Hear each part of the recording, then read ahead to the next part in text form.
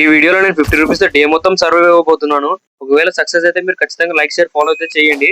First అయితే నేను tiffin తినాలని ఉంది, కానీ హోటల్కి వెళ్తే మినిమం 40 రూపీస్ అయితే పెట్టాలి. అలా ముందుకైతే వెళ్ళిపోతున్నాను, నో బడ్జెట్ లో ఏమైనా ఫుడ్ దొరుకుతుందని.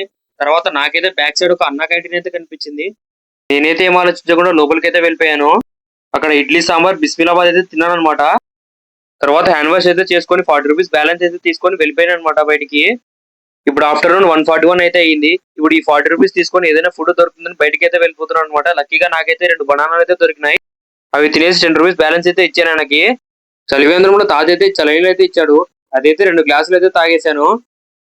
అది సరిపోలేదని చెరుకు రసం దగ్గరికి అయితే చెరుకు రసం అయితే తాగడానికి వెళ్ళాను 5 రూపీస్ అయితే ఇచ్చి. ఇప్పుడు ఈవినింగ్ ఏదైనా తినాలనిపించి నేనైతే ఫాస్ట్ ఫుడ్ కి అయితే వెళ్ళిపోయాను అనమాట. అక్కడ నేనైతే ఎగ్ రైస్ అయితే తినేసి ఆయనకి బ్యాలెన్స్ 25 రూపీస్ అయితే ఇచ్చేసి మళ్ళీ నేను వెనక్కి వెళ్ళిపోతున్నాను. ఈ వీడియోకి అయితే ఇంతే. మీ అయితే ఖచ్చితంగా like share follow and subscribe అయితే ఖచ్చితంగా చేయండి.